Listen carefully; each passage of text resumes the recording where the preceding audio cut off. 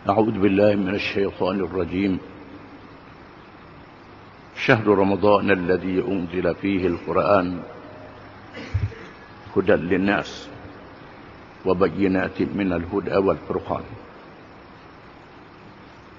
Bulan Ramadan yang diturunkan padanya Al-Quran, yang menjadi petunjuk kepada manusia, keterangan-keterangan daripada petunjuk, dan yang membezakan antara perkara yang betul dan perkara yang salah. Setelah Nabi SAW menerima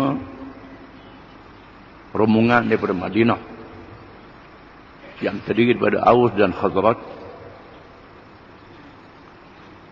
yang bersedia masuk Islam dan berbai'ah, berjanji setia dengan Nabi SAW untuk menyerahkan diri mereka, harta benda mereka dan tanah air mereka bagi didirikan sebuah pemerintahan Islam yang diamalkan dengan hukum-hukum Al-Quranul Karim yang diturunkan oleh Allah Subhanahu wa taala. Maka Nabi SAW mengarahkan sahabat-sahabatnya berhijrah ke Madinah. Berhijrah bagi menunaikan kewajipan mendirikan sebuah kerajaan yang diamalkan hukum-hukum Allah yang terkandung di dalam Al-Quranul Karim. Para ulama ilmu pemerintahan Islam ataupun ilmu politik dan ilmu perundangan antarabangsa,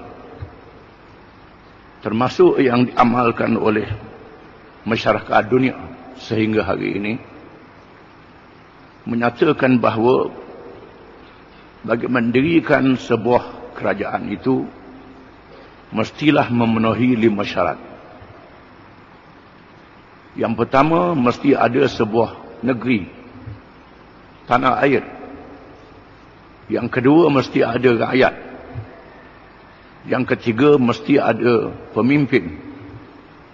Yang keempat, mesti ada perlembagaan dan undang-undang. Yang kelima, mestilah negara itu sebuah negara yang berdaulat. Berdaulat dengan makna sebuah negara yang merdeka, yang bebas daripada segala campur tangan dan gangguan-gangguan daripada asing, ataupun yang berkuasa menentang mana-mana gangguan daripada pihak asing. Dengan adanya negeri Madinah, maka kelima-lima syarat ini telah dipenuhi oleh Nabi SAW. Yang pertama, tanah air, iaitulah Madinah.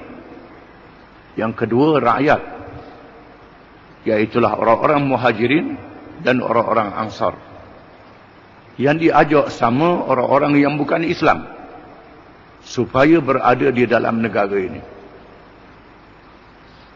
Yang ketiga, pemimpin, ialah Nabi Muhammad SAW, yang dipilih oleh Allah untuk menjadi contoh dan teladan kepada seluruh manusia. Yang keempat, Allah menurunkan Al-Quranul Karim yang terkandung di dalamnya asas-asas perlembagaan. Dan yang kelima, negeri Madinah, sebuah negeri yang boleh dipertahankan daripada segala gangguan pihak-pihak yang hendak menyerang dan menentangnya. Apabila Nabi SAW berhijrah ke Madinah, diikuti oleh para sahabat daripada Mekah yang dikenali dengan golongan muhajirin. Mereka diperintah berhijrah ke Madinah. Ada yang boleh membawa anak isteri, dan ada yang terpaksa meninggal anak isteri dahulu di Madinah.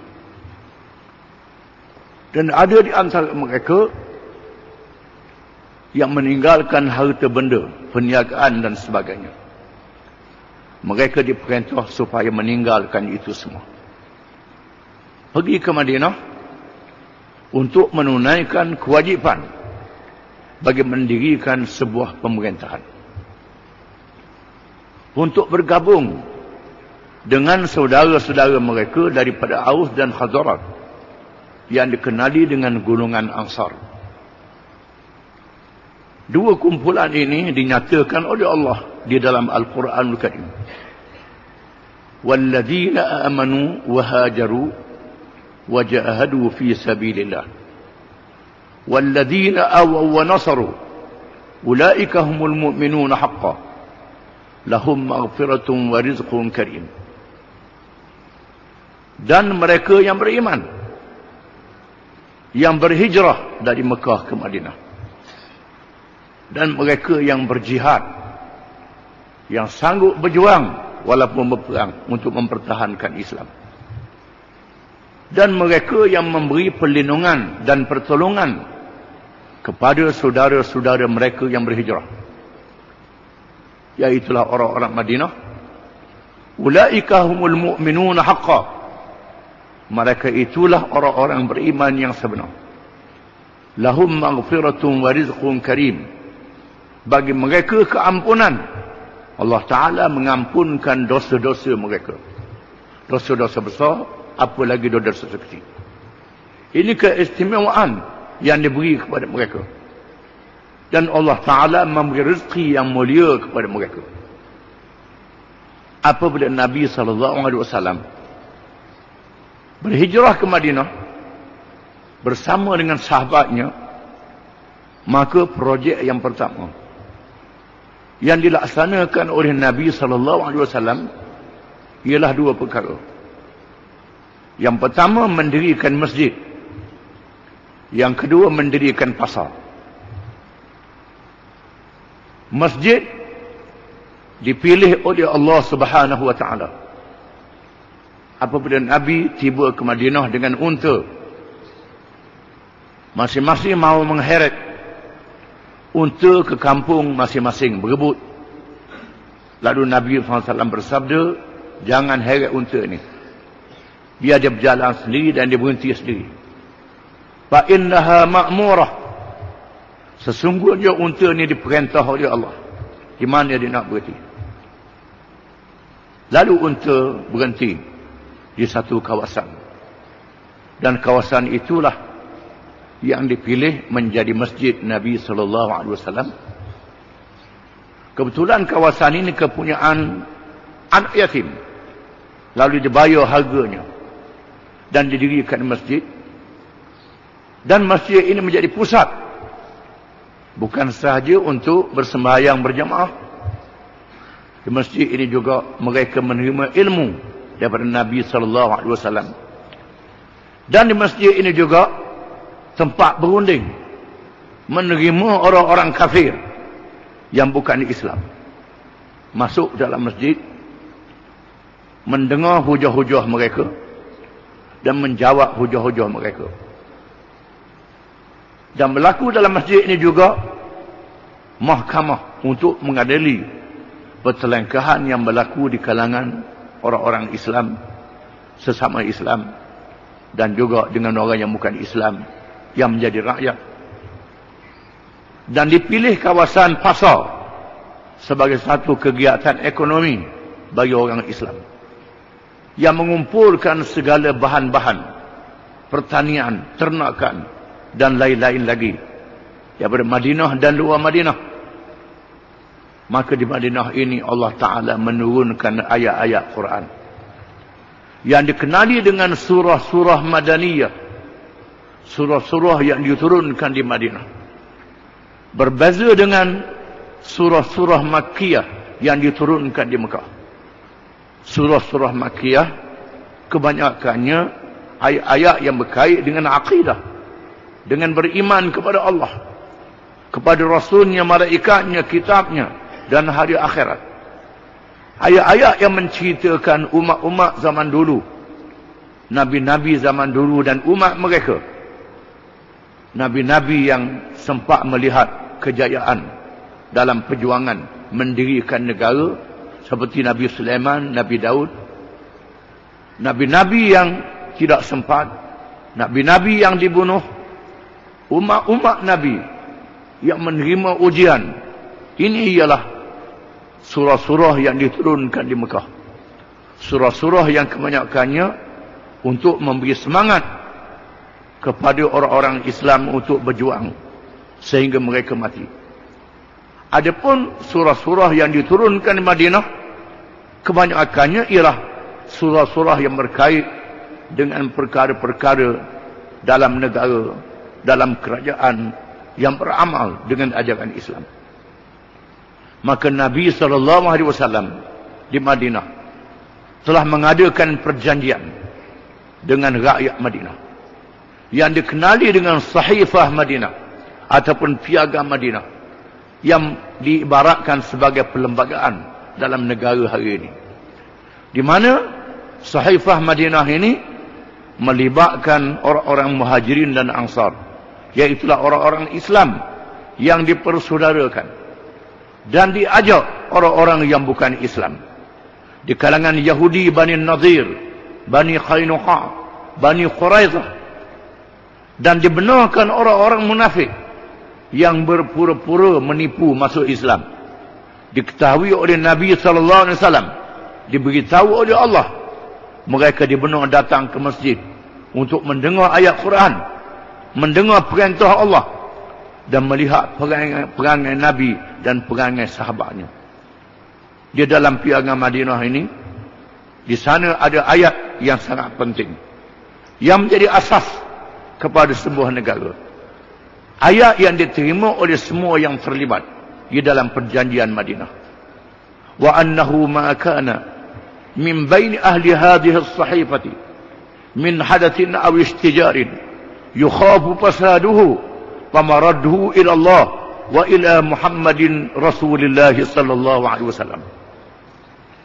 Dan apa-apa perkara yang menjadi pertelengkahan di kalangan mereka yang terlibat di dalam perjanjian ini, sama ada orang Islam, termasuklah orang-orang yang bukan Islam, yang dibimbingi boleh merosakkannya, hendaklah dikembalikan kepada Allah, yakni Al-Quranul Karim, dan kepada Muhammad Rasulullah sallallahu alaihi wasallam, yakni hadis Nabi sallallahu alaihi wasallam.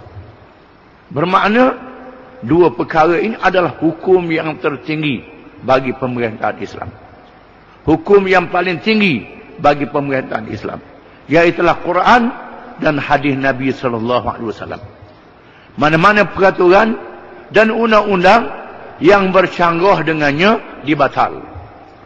Begitulah negara Islam yang didirikan pada hari ini diiktiraf sebagai sebuah negara Islam yang sah apabila di dalam perlembagaannya menyatakan bahawa mana-mana peraturan dan undang-undang yang bercanggah dengan Quran dan hadis hendaklah dibatalkan.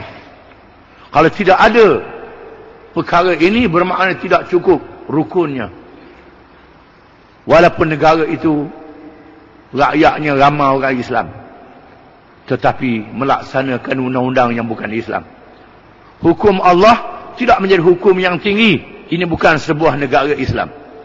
Di sana ada perbezaan di antara negeri orang Islam dengan negara Islam. Ada beza. Negeri orang Islam, tanah airnya milik orang Islam. Macam Malaysia, Indonesia, banyak milik orang Islam. Tetapi negara Islam mestilah dinyatakan di dalamnya sebagaimana yang diasas oleh Nabi SAW, supaya mereka dapat melaksanakan apa yang dinyatakan oleh Allah di dalam Al-Quranul Karim setelah didirikan negara itu, iaitulah firman Allah Ta'ala, alladzina immakkannahum fil ard aqamus salah wa atawuz zakah wa amaru bil ma'ruf wa nahaw 'anil munkar walillahi 'aqibatul umur. Orang-orang yang kami berikan kepada mereka kuasa untuk memerintah, mereka mendirikan sembahyang. Orang-orangnya ialah orang Islam yang mendirikan sembahyang. Pemimpin negara mestilah pemimpin yang mendirikan sembahyang. Bukan saja mendirikan masjid, dia mendirikan sembahyang. Kalau raja dan ketua negaranya tak semayang, maka tak cukup sebagai sifat negara yang dinyatakan oleh Allah. Yang mendirikan sembahyang, yang menunaikan zakat, iaitulah melaksanakan ekonomi Islam, yang menyuruh kepada yang baik dan mencegah kemungkaran, dan bagi Allah akibat segala urusan. Apabila Nabi SAW mendirikan kerajaan Islam, maka dilaksanakanlah hukum-hukum Islam yang adil, hukum Islam yang baik, yang dilihat sendiri oleh orang-orang yang bukan Islam. Bila mereka melihat di hadapan mata mereka, mereka tengok sendiri bagaimana baiknya hukum Islam, menyebabkan berduyun-duyun masuk Islam, dan mereka tidak dipaksa masuk Islam. Kalau mereka tak tengok, mereka tak faham. Kalau mereka tak tengok, mereka kata hukum hudud ini kerak tangan orang saja, menyebabkan banyak orang kudung, banyak orang cedera, kerana mereka tengok banyaknya orang mencuri, orang merampok. Mereka tidak melihat bagaimana hukum ini berlakunya nakalam minallah, cegahan daripada Allah. As-sariq was-sariqatu faqta'u aydiyahuma jazaan bima kasaba nakalam minallah. Pencuri lelaki dan pencuri perempuan, potong tangan keduanya, hukuman cegahan daripada Allah. Bila hukum ini dilaksanakan, maka kehebatannya berlaku, masuk ke dalam hati pencuri dan penjahat, perampok dan penyamun, menyebabkan mereka berhenti mencuri, mereka berhenti merampok, mereka berhenti menyamun. Dan mereka melihat sendiri bagaimana adilnya hukum ini. Sebagai contoh, apabila seorang perempuan di kalangan Bani Makhzum, Bani Makhzum ialah satu keluarga yang hebat, keluarga bangsawan, telah mencuri. Sabit dia melakukan kesalahan mencuri. Lalu pemimpin-pemimpin Arab merasa tercabar kerana perempuan ini seorang bangsawan, seorang yang mulia. Mereka nak mengadu kepada Nabi SAW supaya dibatalkan hukum ini. Mereka takut nak menjumpa Nabi. Lalu mereka menyuruh Usamah bin Zaid radhiyallahu anhuma, cucu angkat yang disayangi oleh Nabi SAW, supaya menyampaikan perkara ini. Apabila Usamah menyampaikan permohonan mereka supaya digugurkan hukuman ke atas seorang perempuan bangsawan, tiba-tiba Nabi SAW marah mengatakan, "Atashfa' fi haddin min hududillah?" Adakah engkau meminta syafaat dalam hukum yang telah ditetapkan oleh Allah, hukum had yang telah ditetapkan sempadannya oleh Allah? Lalu Nabi SAW keluar ke masjid dan menyampaikan ucapan, adanya kumpulan manusia yang meminta aku supaya menggugurkan hukuman yang dijatuhkan kepada seorang perempuan bangsawan, perempuan yang mulia. Lalu Nabi bersabda, "Innama ahlakal ladzina min qablikum idza sadaqa ad-dha'if qata'uhu wa idza saraqa asy-syarif tarakuhu wa aymallahi law kanat Fatimah bintu Muhammadin saraqat laqata'tu yadaha." Sesungguhnya binasa umat-umat yang terdahulu apabila orang bangsawan, orang yang mulia melakukan kesalahan mencuri, mereka bebaskan. Apabila orang yang dianggap lemah melakukan kesalahan mencuri, lalu dipotong tangannya. Demi Allah, sekiranya anakku Fatimah binti Muhammad mencuri, nascaya aku potong tangannya. Ini ketegasan yang ditunjukkan oleh agama Islam.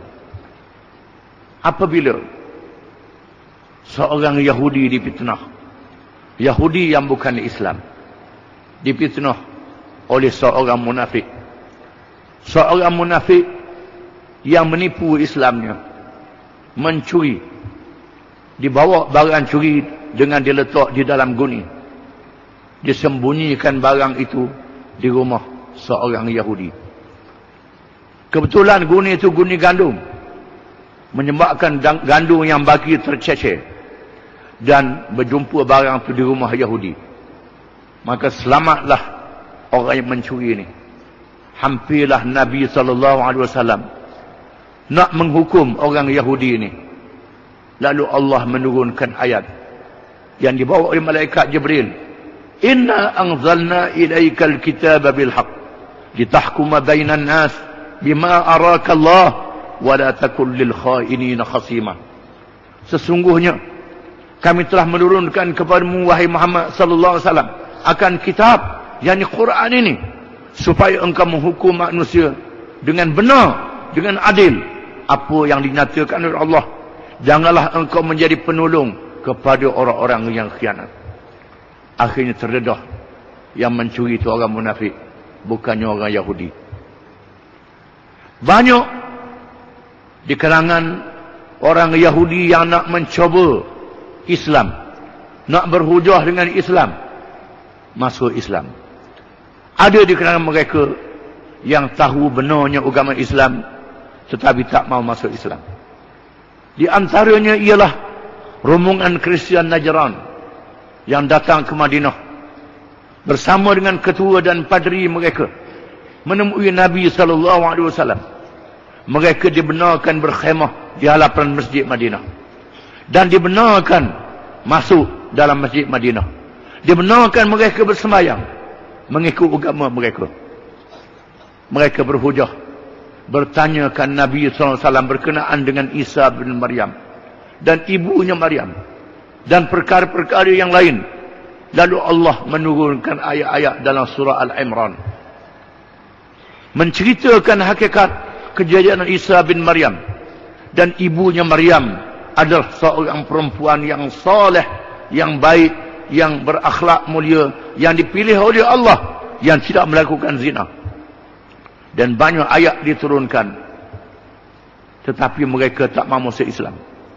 Mereka masih berhujah dengan Nabi SAW. Lalu Allah menurunkan ayat, "Faman hajjaka fihi min ba'di ma ja'aka min al-'ilm faqul ta'alu nad'u abna'ana wa abna'akum wa nisa'ana wa nisa'akum wa anfusana wa anfusakum thumma nabtahil fanaj'al la'natallahi 'alal kadhibin." Jika sekiranya ada orang yang berhujah denganmu wahai Muhammad, setelah dibawa kepadanya ilmu yang nyata daripada Allah, masih nak berhujah lagi, ajak mereka bawa isteri-isteri mereka dan anak-anak mereka dan diri mereka sendiri, dan engkau juga membawa isteri-isterimu, anakmu dan cucumu, berhimpun dalam satu majlis dan melakukan mubahalah, supaya Allah menurunkan bala kepada siapa yang bohong. Mereka mencabar, Nabi mencabar mereka supaya bermubahalah. Bawa isterimu, bawa anak-anakmu, aku juga bawa isteri-isteri aku, anak cucu aku, Fatimah, Hasan dan Husain, duduk dalam satu majlis, minta Allah Ta'ala turunkan bala laknat kepada siapa yang bohong. Lalu mereka minta tangguh. Mereka minta tangguh dan mereka balik ke khemah mereka dan mereka bermesyuarat. Mereka bermesyuarat. Padri mereka menyatakan sebenarnya Muhammad adalah Rasulullah. Sekiranya kita ikut apa yang dia minta, nasaya Allah akan menghapuskan kita semua. Tidak ada zuriat dan keturunan lagi. Bagaimana? Pilih di antara kita masuk Islam ataupun tidak. Akhirnya di siang hari mereka berjumpa dengan Nabi SAW. Mereka mengatakan mereka tak bersedia masuk Islam. Mereka minta berdamai. Lalu Nabi menerima mereka berada di bawah kerajaan Islam dengan tidak dipaksa mereka. Tetapi di sana banyak kabilah-kabilah Arab, khususnya daripada Mekah, yang beranak Nabi SAW, yang degil, walaupun tahu Nabi adalah benar, Nabi adalah amanah, Nabi adalah baik, tidak bohong sekali-kali. Quran adalah kitab Allah. Tetapi mereka tak bersedia masuk Islam. Bukan saja tak bersedia masuk Islam, mereka nak berperang, menyediakan bala tentera untuk menyerang. Maka Allah menurunkan ayat supaya orang-orang yang beriman berperang.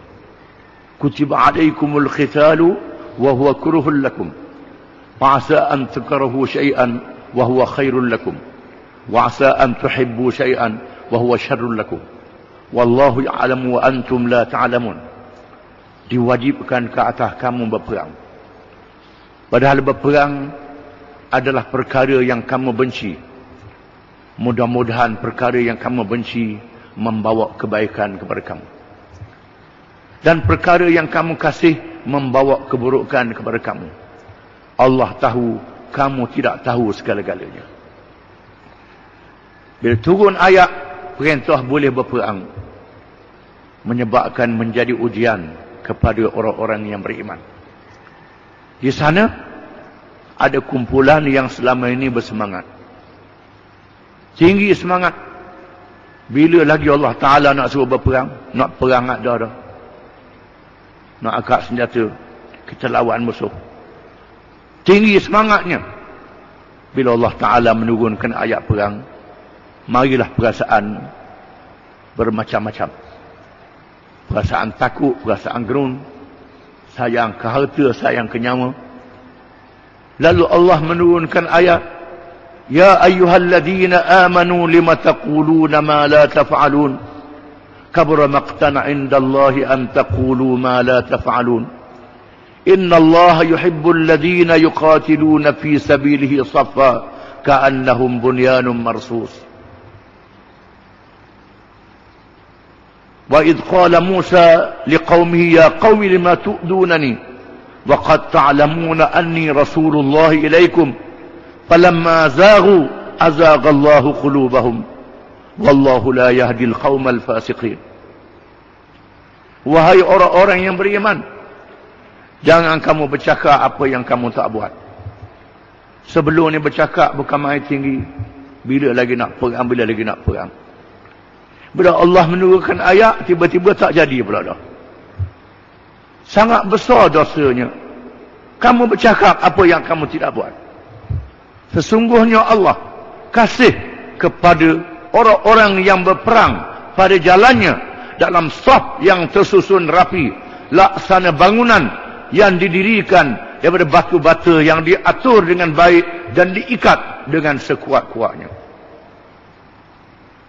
Dan ingatlah apabila Nabi Musa berkata kepada kaumnya, wahai kaumku, sesungguhnya kamu telah menyakiti aku, padahal kamu tahu aku adalah Rasulullah yang diutuskan kepada kamu. Apabila mereka menyeleweng, Allah selewengkan hati-hati mereka, dan Allah tidak memberi petunjuk kepada orang-orang yang fasik. Jangan jadi macam kaum Nabi Musa. Apabila Allah menyelamatkan mereka daripada Fir'aun dengan mukjizat, dijadikan lorong-lorong di Laut Merah. Fir'aun ditenggelamkan oleh Allah di hadapan mata mereka. Kemudian Allah Ta'ala suruh mereka balik ke Palestin dengan berperang untuk menghalau kaum Jabbarin yang memerintah Palestin. Tiba-tiba mereka berkata, idhab anta rabbuka faqatila inna hahuna qa'idun. Wahai Musa, pergi mu dengan Tuhanmu, kami nak duduk sini, kami tak mau pergi. Adakah kamu nak jadi macam kaum Nabi Musa? Allah menurunkan ayat-ayat ini kepada orang-orang yang beriman. Walaupun demikian, banyak sahabat-sahabat yang menunaikan janji mereka. Dan secara kebetulan Allah Ta'ala jadikan banyak peristiwa-peristiwa yang menguji ini pada bulan Ramadan. Maka dikenali dengan Al-Furqan. Al-Furqan, Allah Ta'ala pilih bulan Ramadan berlakunya Badar, bulan Ramadan berlakunya pembukaan Mekah. Kita sambung